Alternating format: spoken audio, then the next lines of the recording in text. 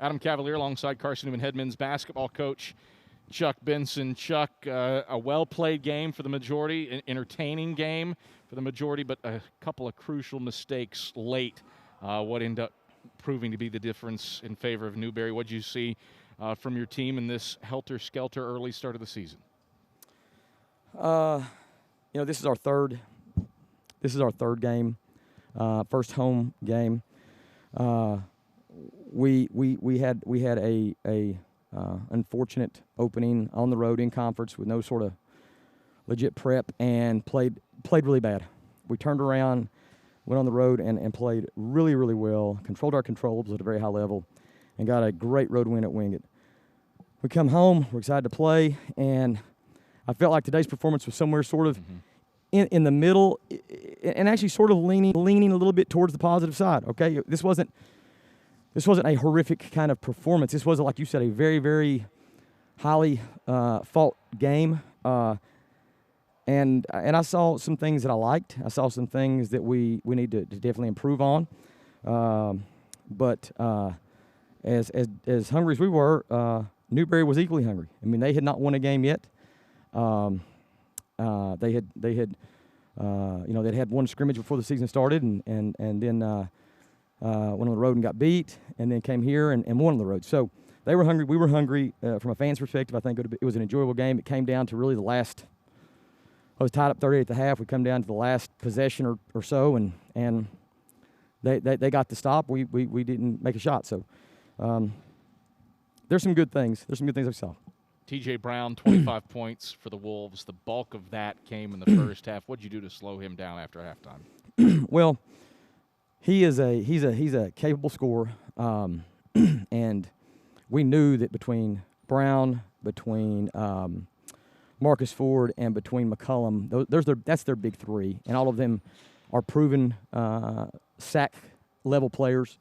So they came in here and delivered. I thought the hot shooting faded, which we sort of thought it might, but that's when 23, who we done a great job going right at him early, got him on the bench, took him out, but he came in the second half and basically had a double-double the second half. So he's good, man. He's a sort of a throwback. He's my kind of post guy, and we just didn't really have a legitimate answer for him. So we've got to, assuming we play other people that have that kind of post presence, we've got to do a job of trying to limit touches, and then when they do touch it, we've got to make sure we give the right kind of help on the post and make their shot field goal percentage tough, and then limit seconds. You kind of alluded to it. This was an offensive slugfest in the first half and a defensive battle in the second. How much of that was the cooling off and the percentages evening out versus the chess match between you and Jason Taylor? Well, I think the biggest difference between the first and second half, honestly, was McCullum, because they really tried to get him the ball inside and let him go to work, and so that took away some of the shot options that were there the first half.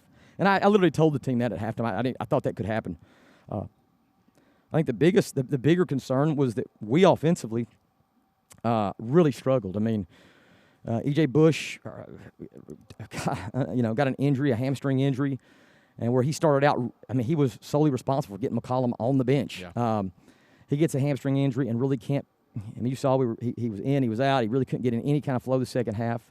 Tyler Bowens, who's really his backup, is a true freshman. Like most freshmen, they're going to have some ups and downs. Today was sort of a down day for him. It's his first game at home. I found over the years that a lot of times when you go on the road, freshmen feel more comfortable because now family's not there and friends aren't there and all that. And so today's good for him. He'll learn from this and he'll be much better. He's a mighty talent, and I love coaching him. But he struggled today as a freshman. I thought Cam Andre brought us some help there late, some toughness that we needed. But really, that second half we struggled to put the ball in the basket, and that I think that cost us. You also dealt with not a ton of turnovers. Yeah. Kind of alluded to the one there late earlier, but turnovers that Newberry transitioned into points all but one time. 12 turnovers. Newberry scores off of 11 of those. Odd thing, 9 of them are dead ball turnovers. Yeah. Yeah. Just how costly and odd is it that Those dead ball turnovers lead to all those. I understand the definition, but I don't. To me, if it's a dead ball turnover, to me, that's not scoring off the turnover. That's scoring off the turnover. A live ball turnover, you got it and put points on the board. So I don't think it's a fair assessment. I'll take 12 turnovers every day of the week. We shared the ball much better the second half. We had 6 turnovers the first, 6 turnovers the second. They were just really, really effective and efficient scoring the ball. And whether it was a live ball turnover or a dead ball turnover, they were still efficient. And so, to me, I think that's not really an accurate assessment. An oddity more than it's really an outlier. It's really an outlier. And again, if you tell me that we're going to out-rebound an opponent,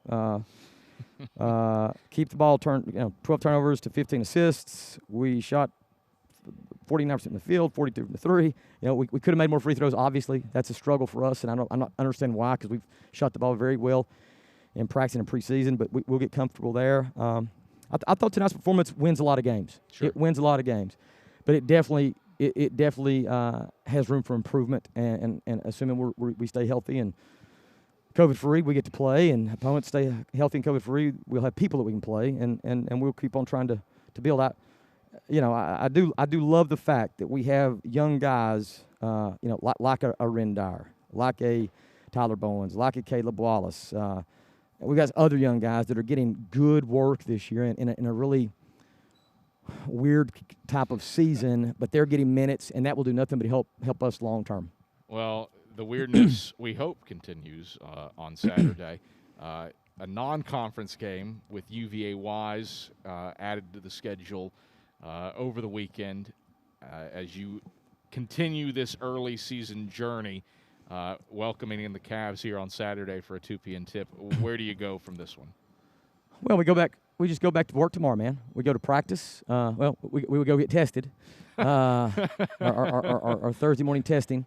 We get tested. Tomorrow is dead day, and so the priority is finals, and so we want our guys to really get to put some time into preparing for that. But then we study this film, make a quick study of that, and take some teaching points away, and then we put our focus on our own improvement and our preparation for Wise. Wise is a quality team. They've got, they're the leading scorer in our conference. He had 33 tonight, by the way. Okay, so he's averaging 42 and 33. 75? So I'm going to let you do the math. He's averaging, is that 37.5? 37.5 a game. All right, yeah, he's pretty good, and we got to figure out a way to try to limit some of that. But they're a capable scoring team, and we'll have our hands full. But right now our focus is on us more than anything, and on our finals, and trying to continue to improve. Chuck, pleasure as always. We'll hopefully talk on Saturday. Thanks, Kev. That's Carson-Newman head men's basketball coach Chuck Benson. Domino's postgame report wraps up after this on the Eagle Sports Network. Dorm food got you down?